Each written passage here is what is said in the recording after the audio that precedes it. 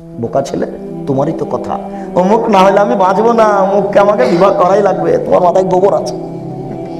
কয়দিন পরে ওই মেয়ে তোমার মুখে লাথি মেরে যাবে।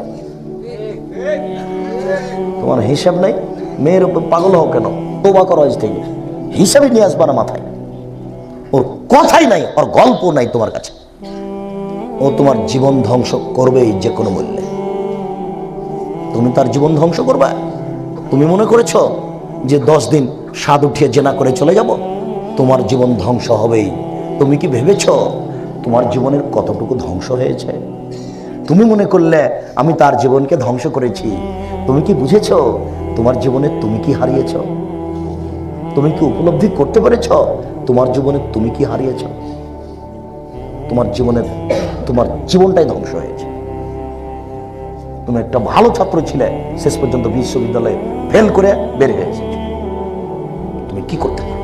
কি করবে তুমি মেয়ের পাল্লাতে পড়ে? শোনো, তোমাকে বলছি, তুমি সাবধান হও। শোনো, এই ছেলে দেখো, বক্তব্যের সাথে মুনাফিকি করো না। আজকে এখান থেকে উঠার পূর্বে মোবাইলে যত মেয়ের নাম্বার আছে সব কেটে দিয়ে উঠিও, একটা নাম্বারও যেন না থাকে। বোকা মহিলা 2-1 তো ছিল, তোমার বোন সহ্য করতে না পারেই চলে গেছে।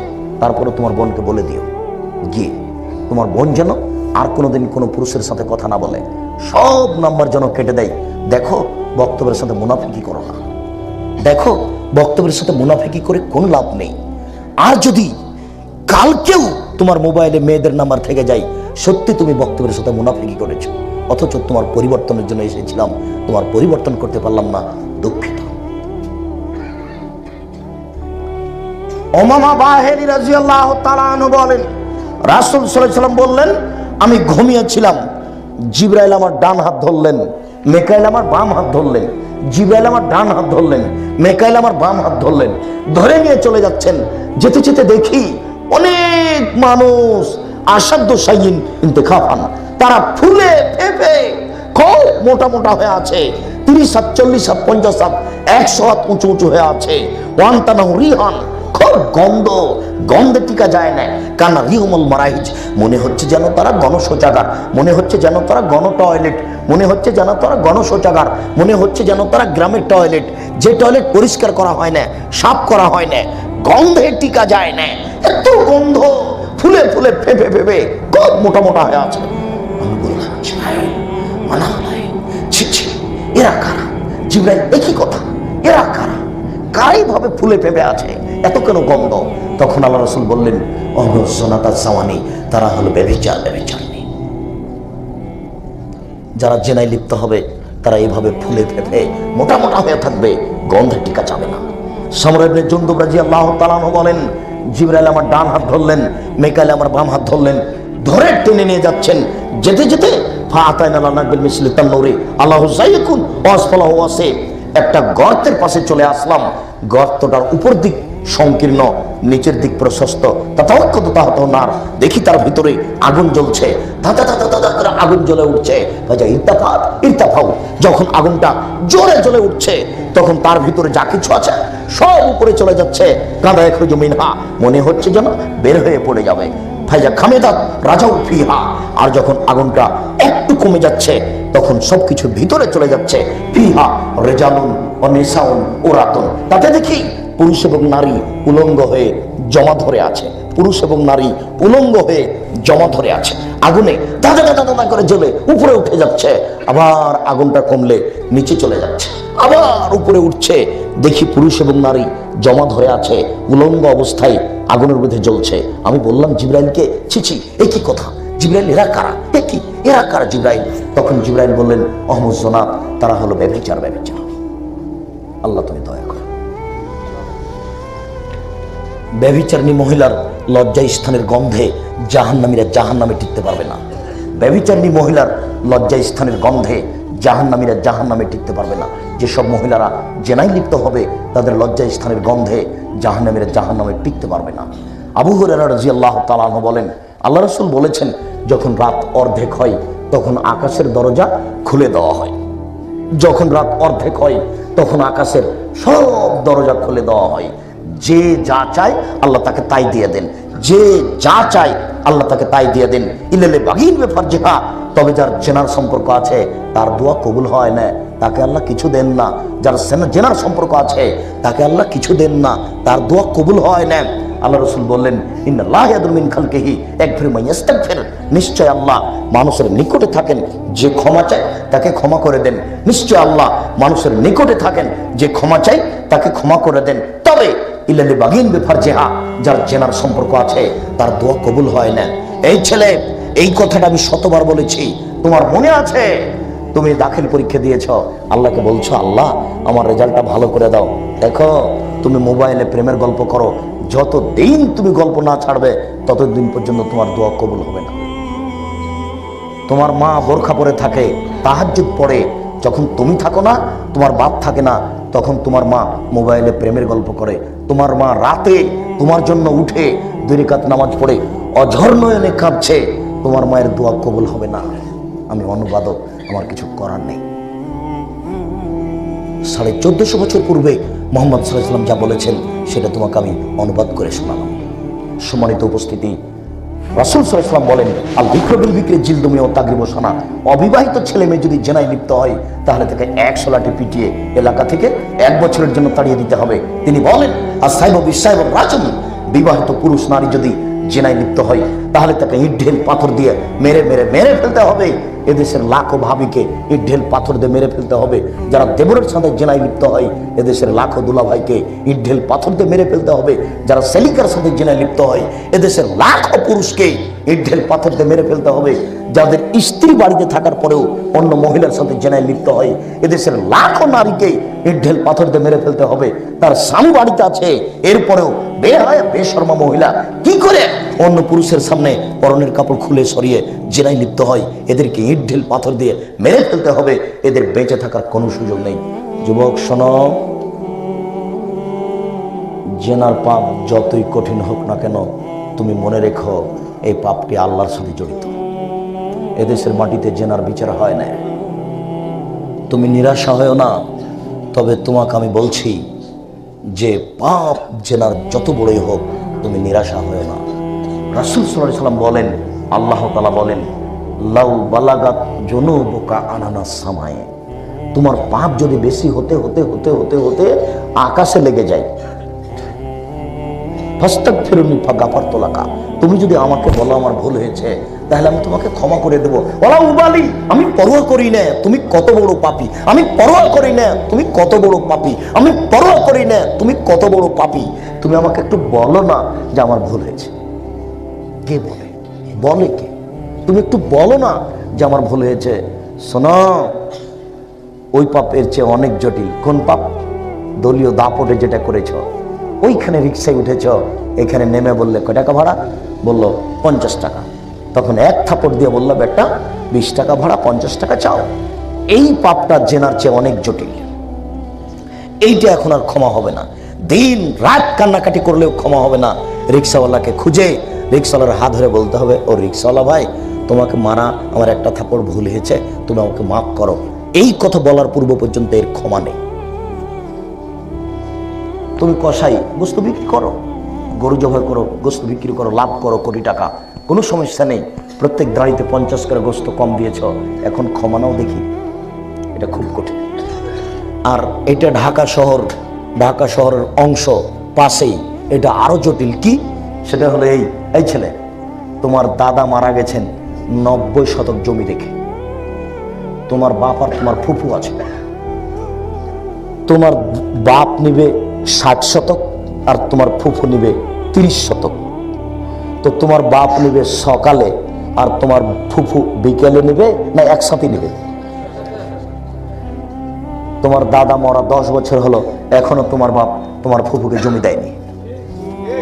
আজকে যে তোমার বাপকে বলিও, আব্বু তাহাজ্জুদ পড়ে জান্নাত কিনে দেন, আব্দুল রাজ্জাক সাহেব বলেছেন। তোমার বাপ যেন আগামীকাল সন্ধ্যা হতে হতে জমি ভাগ করে দেয়। তোমার বাপ কি করে খাবে এটা দেখার বিষয় নয়, ওপরে যেটা লেখা হয়েছে সেটাই খাবে।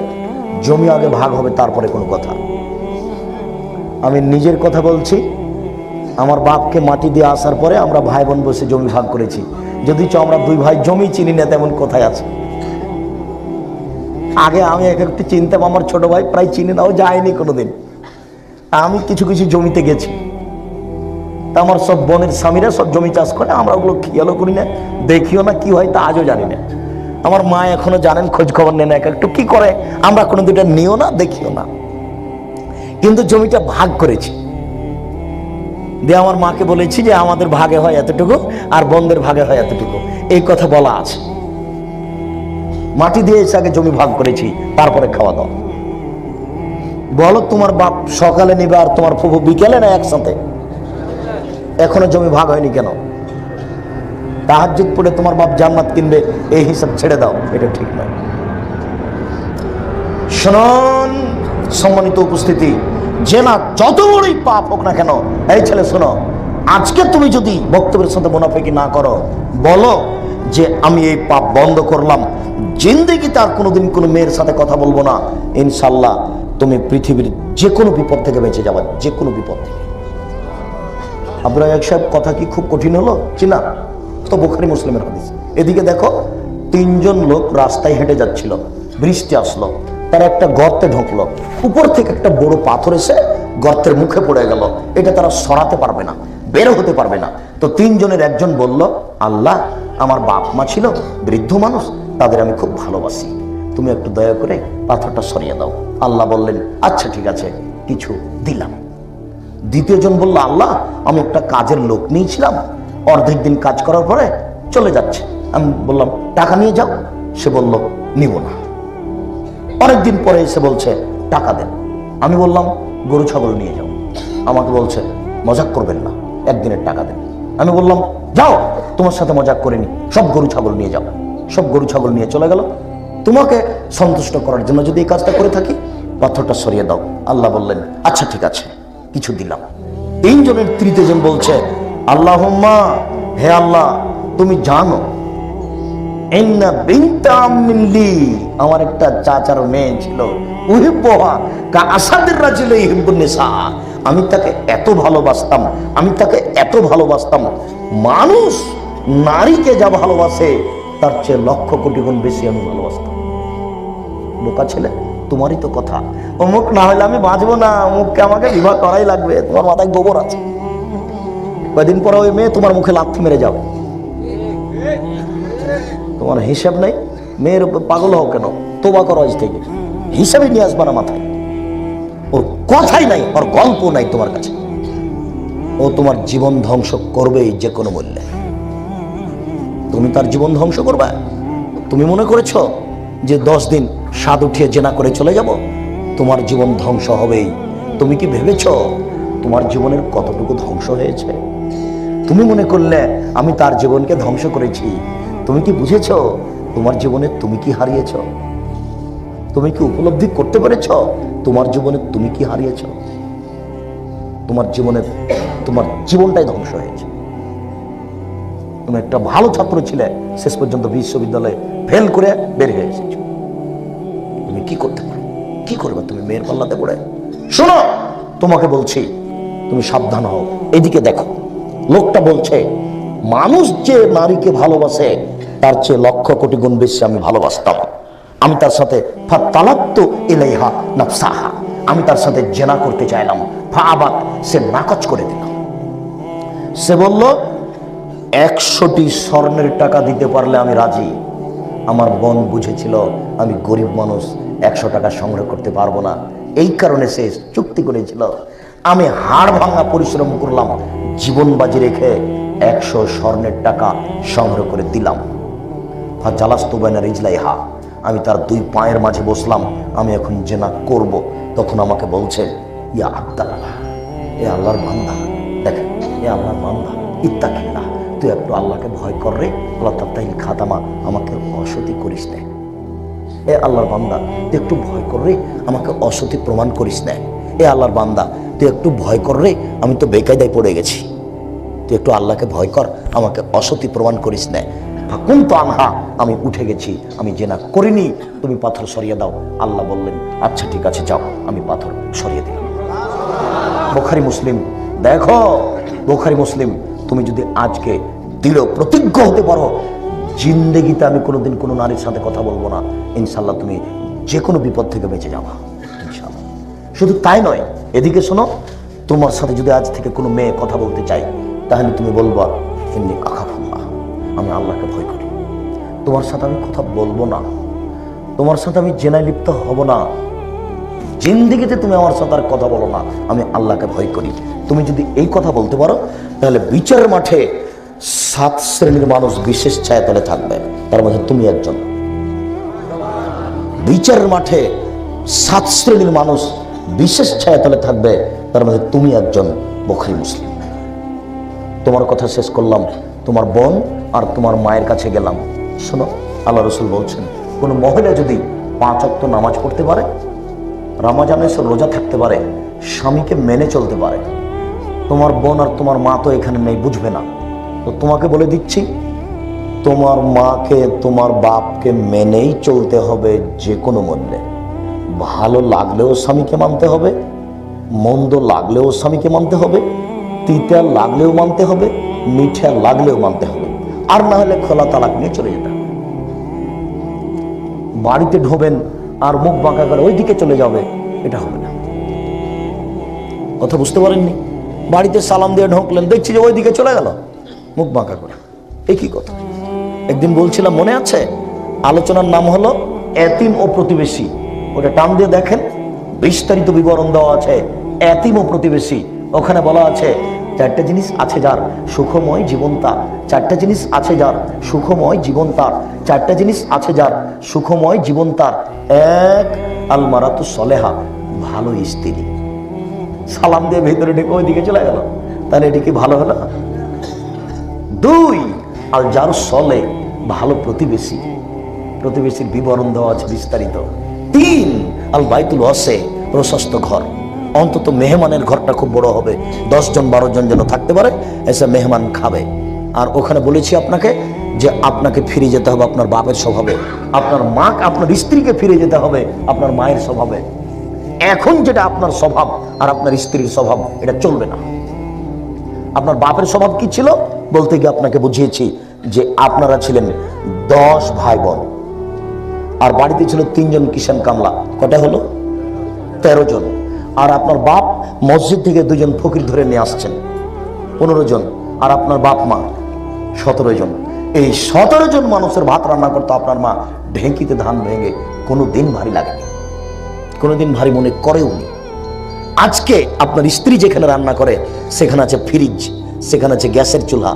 রাত 10টার সময় আপনি আমাকে সাথে করে নিয়ে গিয়ে বলছেন, খালেদা উঠো, আব্দুর রাজ্জাক সাহেব গেস্ট মেহমান আছেন, একটু খানা পানি রেডি করো। তুমি রাতে মেহমান নিয়ে এসছো? কে এগুলো করে?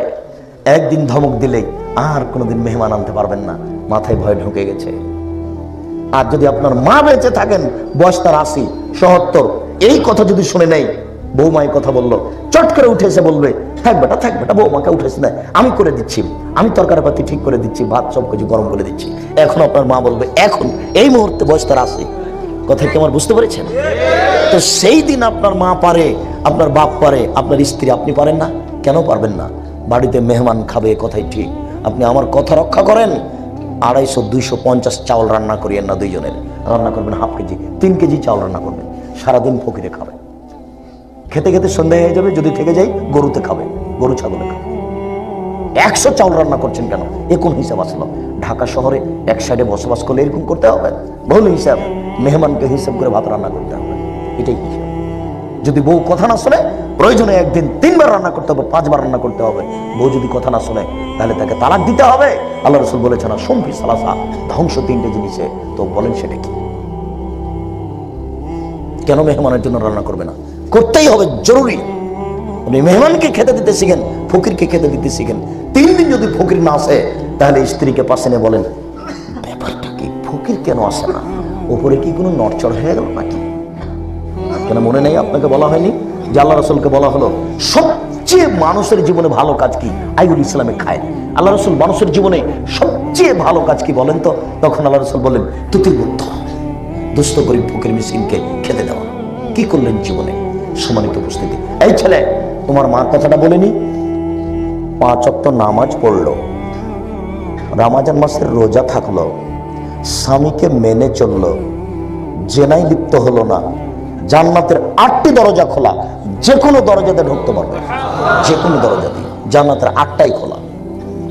5 ওয়াক্ত নামাজ পড়লো, রমজান মাসে রোজা থাকলো, 4টি জিনিস, স্বামীকে মেনে চললো, আর জেনায় লিপ্ত হলো না, সল্লাত খামসাহা, সমাত সাহারাহা, আতাত বালাহা, অহাসানাত ফারজাহা, এই 4টা কাজ করলো, জান্নাতের 8টি দরজা খোলা। মহিলাদের জন্য জান্নাত পাওয়া সহজ, কিন্তু কে বুঝে সেটা? তারা তো বুঝে না, তারা ধর্মকর্ম মানেও না। যেহেতু স্বামী অকেজ, যেহেতু স্বামী একজন ফালতু মানুষ, যেহেতু বাপ অকেজ, বাপ একটা ফালতু মানুষ। আপনাকে আমি বলিনি, আপনি আমার কথা রক্ষা করেননি, বক্তব্যের সাথে আপনি মুনাফিকি করেছেন। আপনাকে আমি অনুরোধ করেছিলাম, দেখেন আপনি বাপ, আপনার বাপের জমিদারি আছে, বিত্তশালী আপনি, বেশি টাকা দিয়ে ছেলে মেয়েকে লালন পালন করেন, কোনো সমস্যা নেই। টাকা নেই, কলা বিক্রি করে ছেলে মেয়েকে লালন পালন করেন। যদি না হয় তাহলে চকলেট বিক্রি করে ছেলে মেয়েকে লালন পালন করেন। সেটাও যদি না হয়, মানুষের বাড়িতে কাজ করে করে ছেলে মেয়েকে লালন পালন করেন। সেটাও যদি না হয়, ভিক্ষা করে ছেলে মেয়েকে লালন পালন করেন। সারা দিন ভিক্ষা করেন, যে টাকা ভিক্ষা করেছেন ওইটা ছেলে মেয়েকে খাওয়ান। বলেন আপনার মেয়ে গার্মেন্টসে গেল কেন? বুঝাতে পারলাম না। বাপ ছেলে মেয়েকে কি করে খাওয়াবে? বাপের জমিদারি দিয়ে। বুঝেন না কি কথা? বাপের জমিদারি আছে, খাওয়ান ছেলে মেয়েকে, রুই মাছ কিনে নিয়েছে খাওয়ান। যদি না থাকে তাহলে কলা বিক্রি করে খাওয়ান, যদি না থাকে তাহলে চকলেট বিক্রি করে খাওয়ান, যদি না থাকে তাহলে মানুষের বাড়িতে কাজ করেন, সারাদিনে 200 টাকা ইনকাম করেন, ওটা ছেলে মেয়ের পিছনে খরচ করেন। যদি কাজ করতে না পারেন তাহলে সারাদিন বাপ ভিক্ষা করবে। বাপ ভিক্ষা করে করে ছেলে মেয়েকে লালন পালন করবে। মেয়ে গার্মেন্টসে গেল কেন? বুঝাতে পারলাম না বাপ কাকে বলে। বাপ মানে শেষ পর্যন্ত ছেলে মেয়েকে কি করে খাওয়াবে? ভিক্ষা করে খাওয়াবে, সেটা জায়েজ। শেষ পর্যন্ত বাপ ছেলে মেয়েকে ভিক্ষা করে খাওয়াবে। বাপ বেঁচে আছে, মেয়ে গার্মেন্টসে যাবে, এই কাপুরুষকে আমি বাপ বলতে চাই না। কি পেয়েছো? কি চরিত্র তার? তোমাকে আমি বলেছিলাম, দেখো শ্বশুরের কাছে টাকা নিও না, ভিক্ষা করে খাও। এটা আমার শেষ কথা ছিল। ওই কথাটাই বলছি, বাপ ছেলে মেয়েকে শেষ পর্যায়ে ভিক্ষা করে খাওয়াবে। বাপ বেঁচে আছে, মেয়ে গার্মেন্টসে যাবে কেন? সম্মানিত উপস্থিতি, আমরা আলোচনার শেষে এসে বলছি, পুরুষ নারী সবার জন্য অনাহ নাফসা আনিল হাওয়া ফাইনাল জান্নাতা হিয়াল মাওয়া। পুরুষ নারী যদি নিজের পাপকে, অশ্লীল কাজ থেকে নিজেকে ঠেকাতে পারে, পাপ থেকে নিজেকে ঠেকাতে পারে, আল্লাহ ওয়াদা করেছেন আপনাকে জান্নাতুল মাওয়া দেবেন। সম্মানিত উপস্থিতি, আপনি যদি অশ্লীল কাজ থেকে নিজেকে দূরে রাখতে পারেন, আল্লাহ ওয়াদা করেছেন অনাহ নাফসা আনিল হাওয়া ফাইনাল জান্নাতা হিয়াল মাওয়া। মানুষ যদি নিজেকে অশ্লীল অপছন্দ কাজ থেকে দূরে রাখতে পারে, আল্লাহ মানুষকে জান্নাতুল মাওয়া দিবেন। সম্মানিত উপস্থিতি, আমরা জান্নাতুল মাওয়া পাওয়ার আশায় আমরা এই সব পাপকে ত্যাগ করি। কথার সাথে মুনাফিকি করো না যুবক। এই মোবাইলের সব নাম্বার ত্যাগ করে মিটিয়ে দিয়ে এখান থেকে উঠিও। আল্লাহ তুমি বড় শক্তিশালী, তুমি সর্বশক্তিমান। আল্লাহ তুমি আমাদেরকে কবুল করো। আমাদের যারা মারা গেছে তুমি তাদের কবরের শাস্তি মাফ করো। আমরা যারা অসুস্থ তুমি তাদের আরোগ্য দান করো। আমরা যারা বেঁচে আছি তুমি তাদেরকে তোমার রাসূলের পদ্ধতি অনুযায়ী চলার তৌফিক দান করো।